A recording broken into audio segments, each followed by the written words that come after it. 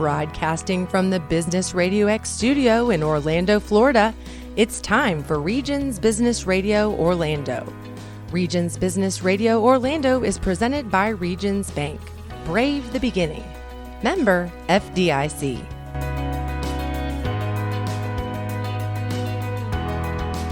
Welcome to Regions Business Radio Orlando, presented by Regions Bank, member FDIC, an equal housing lender. I'm your host, Scott Wall, and I'm a commercial banking manager with Regions Bank in Orlando, Florida, and we are broadcasting live from the Business RadioX studio inside the downtown Marriott here in Orlando, Florida. And I'm joined today by my guest, John Rivers, who is the founder of 4Roots Smokehouse and the 4R Foundation, and also the 4Roots Farm. Hey, John, welcome. Thank you, Scott. Pleasure to be here. I would think, John, most people in Central Florida have had your barbecue before, and it's pretty fantastic. But maybe take a minute, if you would, and tell those of us that maybe don't know the origin of how you went from running a large pharmaceutical business 15, 20 years ago to ending up serving brisket on Fairbanks Avenue. Oh, sure, Scott. And I tell you, I'm so appreciative for Orlando and Central Florida. They have embraced us since the day we opened back in 2009. A bunch of folks who really didn't know the restaurant industry and just were following a passion. And from day one, we were blessed with a line that went out the door. And to this very day, we're getting ready to celebrate our 13th anniversary. And still, people are just so kind and supportive. And thankfully, they like barbecue and they eat a lot of it. The origins of the business consequently go back to my garage back in 2005 when I was in healthcare. And there was a little girl who had cancer in our community, and her family wouldn't take money from Monica and I, my wife, but I got them to agree to let me do a barbecue fundraiser for them at their church in Winter Park. And that was the impetus and the genesis of the business, what became the business. But the business didn't come about until 4 or 5 years later. What it was the very first time that I learned a very valuable lesson. I took the passion that I had for cooking, the gift that God gave me for that, and I used it to help other people. And that's different from what you do from work and from an occupation. And when I did that, I remember at the end of the event, I was telling Monica how much I was filled inside. I was dead beat tired. I won't go into that whole story, but I said, I want to do this. And she asked me, do what? And I said, I want to continue to help other people, not by writing checks, okay? Because that's, God bless you if that's what you do, but when you make that personal touch and you put your heart and your sweat into something and you lean into somebody, there's more of a personal relationship and a connection that's established. And I did it for the very first time then and fell in love with it. During that time, it grew, year over year. And Monica said, you're just growing this so that you can get bigger smokers, year over year. But I was doing it all in the garage. The other thing was I started recognizing that when I went to work Monday through Friday, I was this John, okay, tie, suit, running a multi-billion-dollar business. But on the weekends, on Saturday and Sunday, when I was doing that mission work, man, I was a whole different John, and I was alive. And the disparity between those two became so great that it became evident to me that, one, I feel like I'm cheating and lying to my boss and to the company that I work for, but also to myself. And it came a day when that disparity became so great. And I'm one of my big tenets is consistency and integrity. The person that you are at work should be the exact same person you are at home at your family, should be the exact same person you are on Sunday mornings. And when you don't have that consistency, it's really a tough life to manage. And I believe that. And I also believe, too, that if you're not doing something that you're passionate about, bring passion into what you're doing. And always give it that first effort. And at the end of the day, if it's still not lighting your fire and getting your heart going, life is too short. Go do something different. Love it. And I have a question about that passion, that kind of purpose you speak of, John. When you were healthcare, is that right? It was healthcare? Sure. When you were in that industry, call it the years leading up to that first fundraiser, did you feel any pangs of, gosh, what's that next step? Or is there a next chapter maybe I've got here? Or did you stumble upon it once you started cooking that brisket? No, I believe, you ask little kids, what do you want to be when you grow up? And I love it because they're uninhibited. I want to be an NFL football player. I want to be Miss America. I want to be a doctor. I want to be a teacher. I want to be a camp counselor. And what's beautiful about that is that at that age, nobody has told them you're not smart enough, you're not fast enough, you're not pretty enough.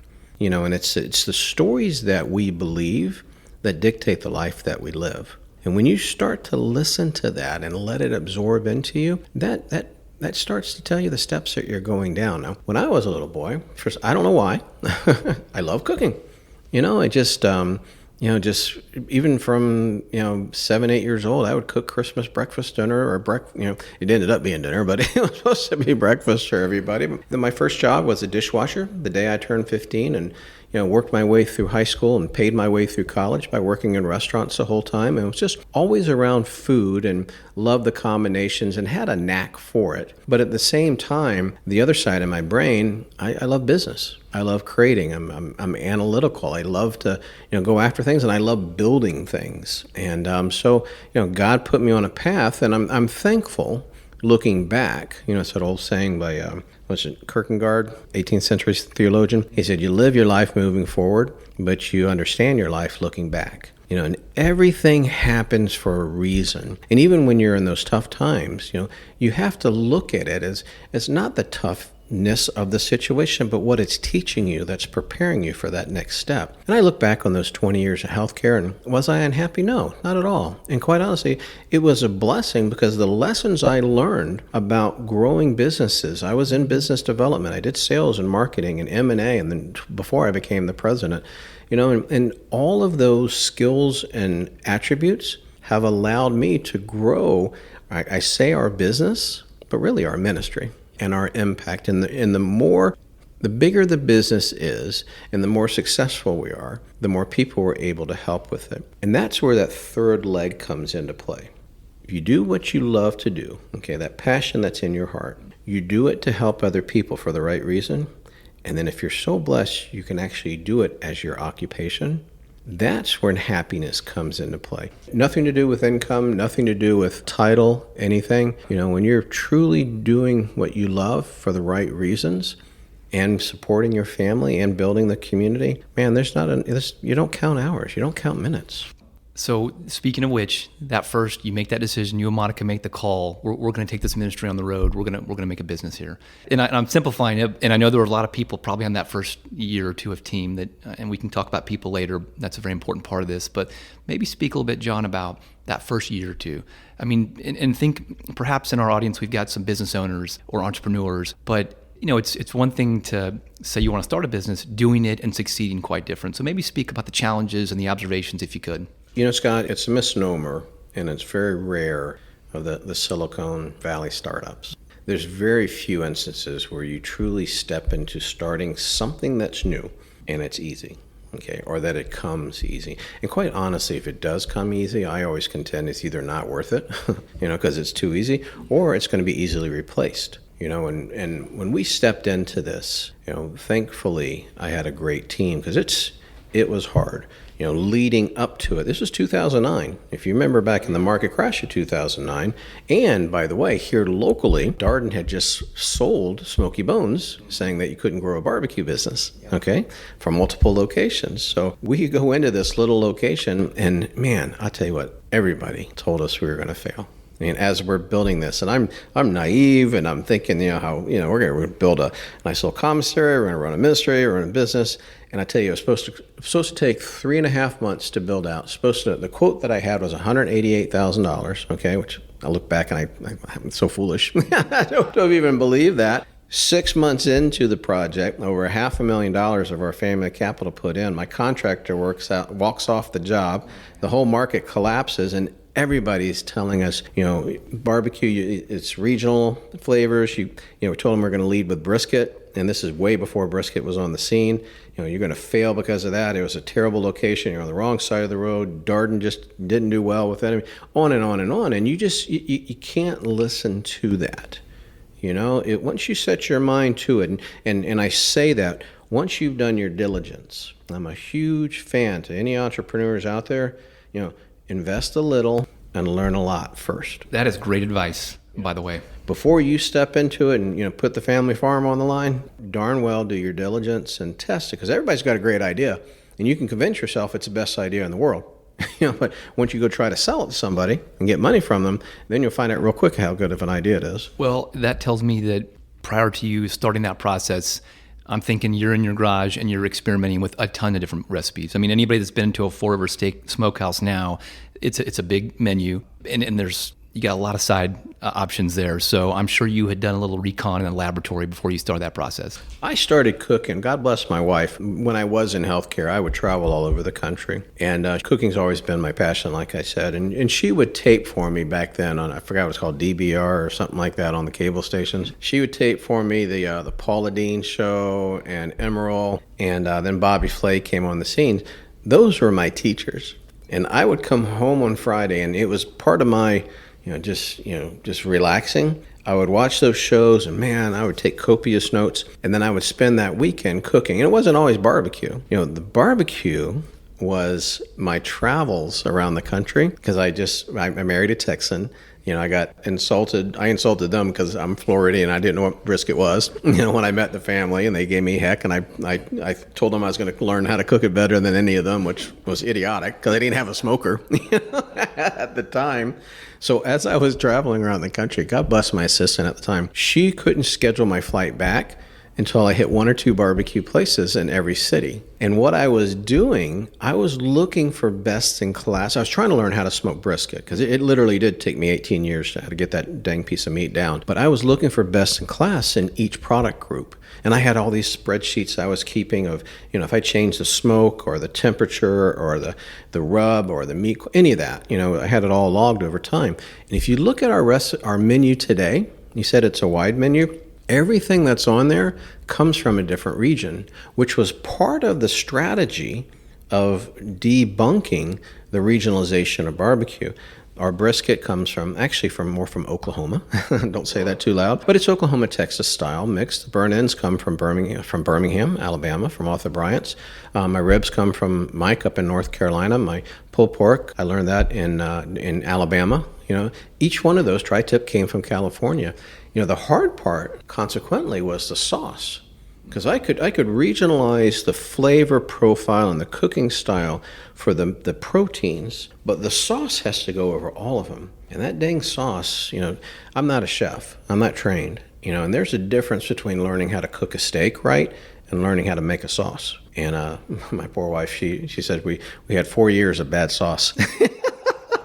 In the house. And how it came about? I'm looking, I literally had folders of barbecue sauce, and I kept making it. And all I was doing was duplicating other flavors that were there. And the whole strategy, if I'm going to take this dream at the time, across state lines, I've got to have a vehicle that doesn't restrict me. Just from one flavor. And so I got so frustrated one day, I threw away my file. And I was watching Paula Deen, a lot of Paula Deen at the time. And so I said, what's going to go in here? Ketchup, mustard, a lot of butter, a lot of honey, And then I looked in the cabinet, and I'm looking at the little spices up there. And I turned one around that I'd never used before, never even heard of before. And it said good on meat, chicken, and pork. I'm like, okay, that's barbecue. So I put that in it, and that became our secret ingredient. And finally, the sauce came together. Tossing away a dossier of years of work. Say wide dossier of years of work. But you know what? Sometimes you just have to trust your gut, you got to put your name on it. You got to put your signature on it. Now, all of that work in the dossier led me to that point. So you never discount that. The work of the people before you should always appreciate it, good or bad, because it helps you get to where you need to be. I love that lesson. And so thinking about lessons, so you start the business, you and Monica are in the trenches, right? Maybe the first 2 to 4 years. Again, for someone that's running a business or thinking about it, any lessons learned that are worth mentioning today? Yeah. You step into something like that, especially after coming off of a desk job of running a big business with all the resources you can ever imagine. It was an eye-opener. It was, one, it's a physical job. and you've got to be willing, especially if it's something that you're going to build and put your name on and put your life and your family behind. I mean, you got to be willing to make it, your all. I tell you what, that it was really the first year, because we stepped into it not knowing much. There were only 12 of us when we opened the store. I was the carver, Monica was down at the cash register, and we had people running around, and the business just blew up. One for the audience, because I remember that spot well. It was across the street from, was it Clarney Church? It was a takeout window. Is that right? No. You actually came in. The takeout window I built a year afterward. Okay. Because the takeout orders were slowing the line down so much. So you walk in, you order. And there's a little seating area in the back. Keyword little. Oh God, when we opened, Scott, we didn't even have that. There were 11 It was, we built that thing to be a commissary to run the ministry out of. And I put the front line in. And I said, just in case anybody likes our food and they might want to come in and buy it. We weren't anticipating what happened. Matter of fact, when we opened, we had this little glass thing that separates food. I put those little bells like in hotels.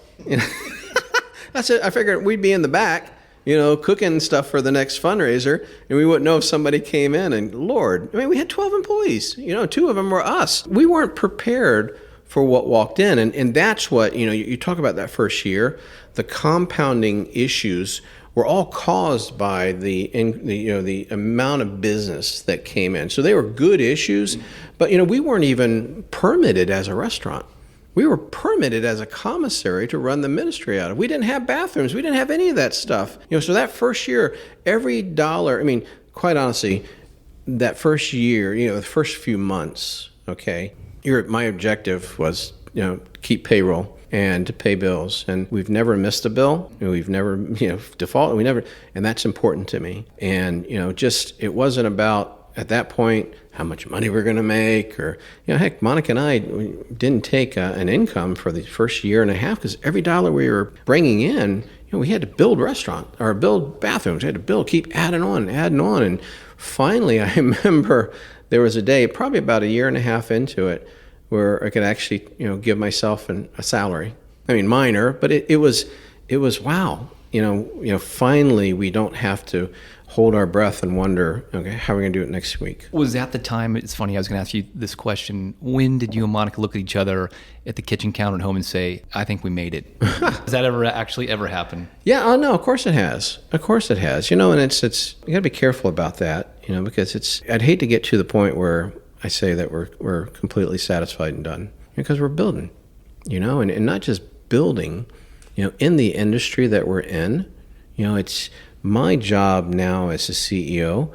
I have to constantly keep the team out of complacency, and success breeds complacency. If there's one of the biggest pitfalls and dangers of any organization, it is getting too comfortable with where they are today. You think about it, you started, your success was likely predicated by innovative thinking, okay? By doing things that were different, which advanced you past the current marketplace. When you got there, it doesn't mean that you stopped, because guess what? The rest of the marketplace and people you don't even know about, they're innovative thinking based on what you've already established. And the moment that you stop in a marketplace that's continuing as fast as we are, not just restaurants, but just in the world today, you start to go backwards.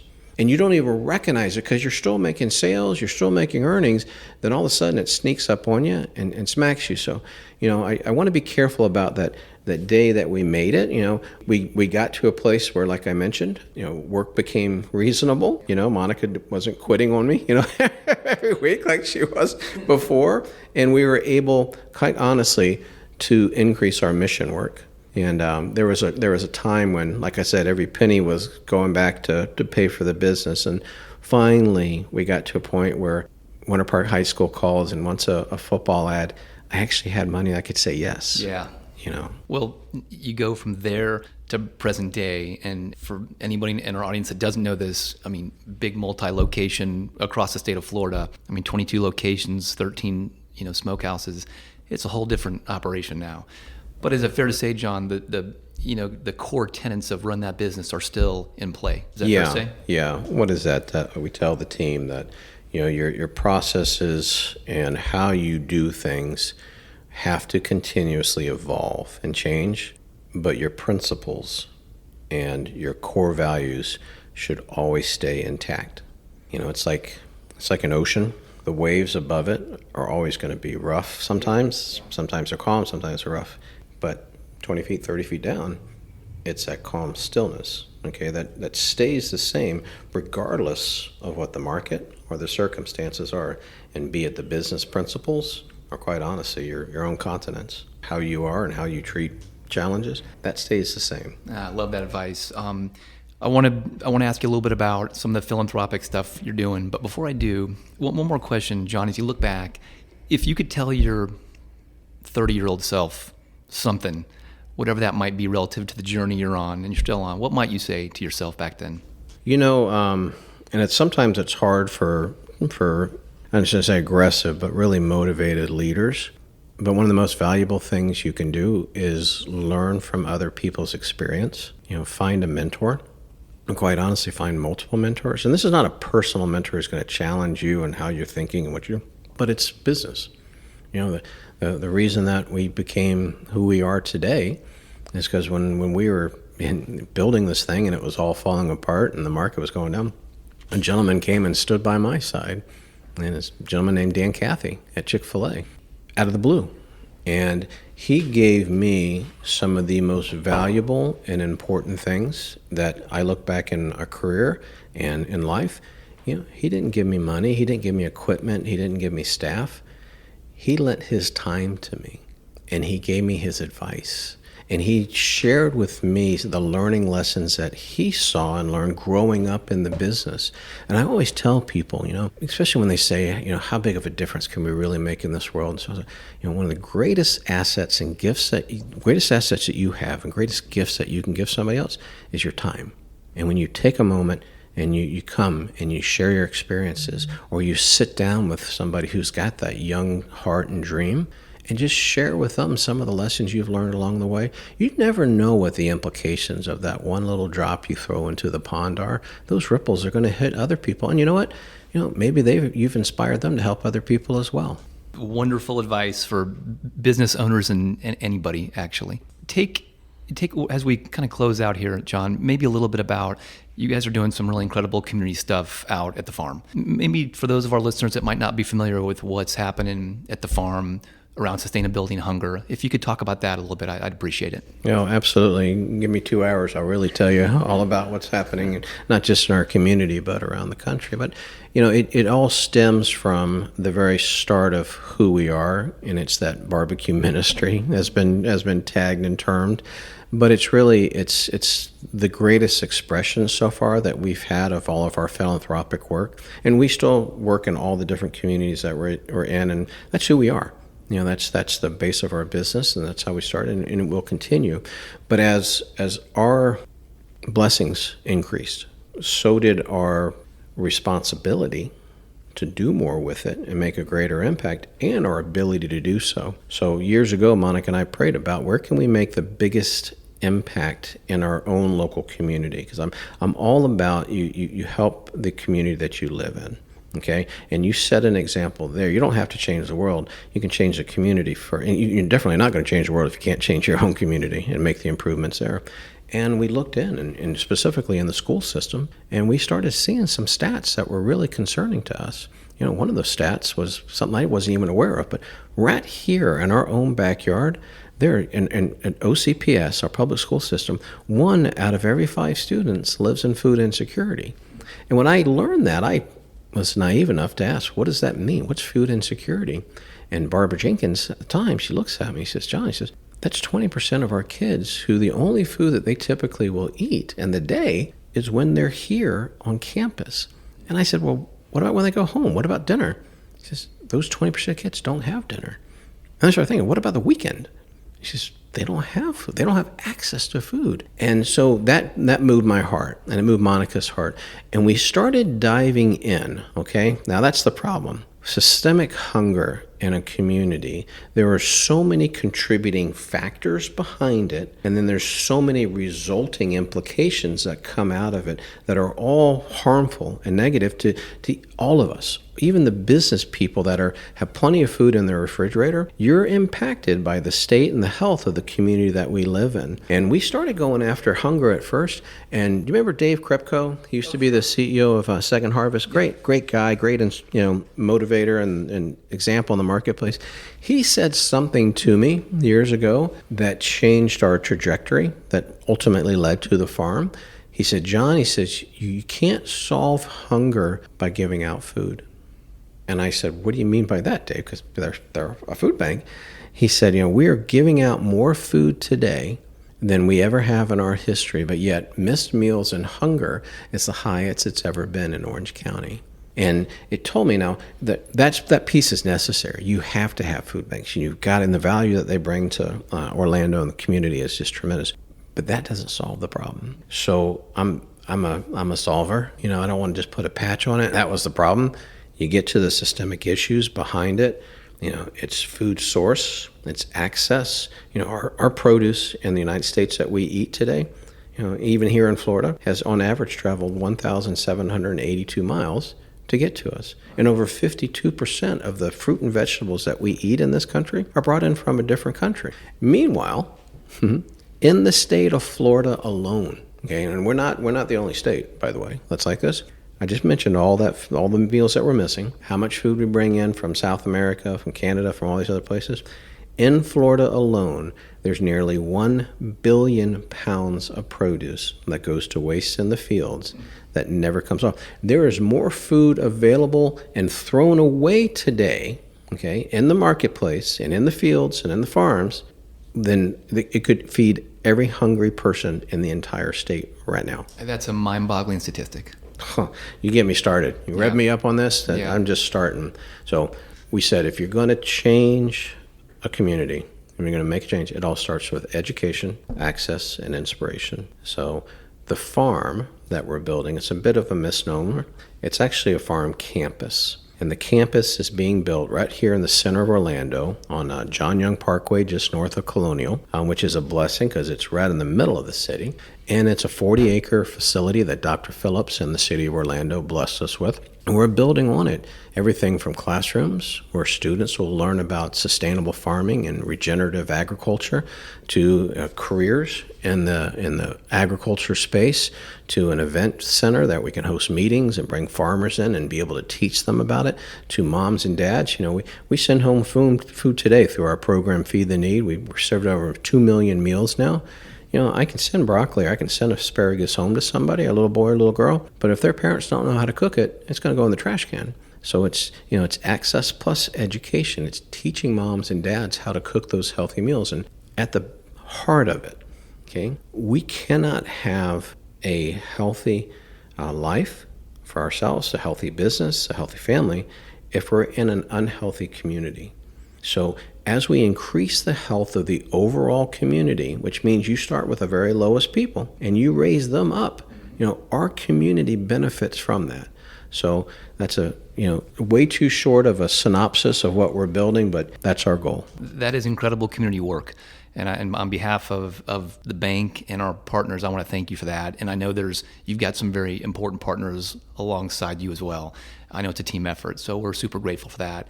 And as we close here, I would tell our audience, well, first I want to thank you, John, for joining us today on the podcast. I really appreciate it, and we're grateful for that work again. And then I would tell anybody listening, first of all, treat yourself with some barbecue at 4 Rivers. It's just that good. And then also, I would encourage all of you to go online. John, we can learn about what's going on in the packing district at the campus and the farm online. Is that right? www.4rootsfarm.org, and that's 4 with a number 4. Right. I would encourage you all to take a few minutes and see what John and his team are doing in this community. It's really important and philanthropic work.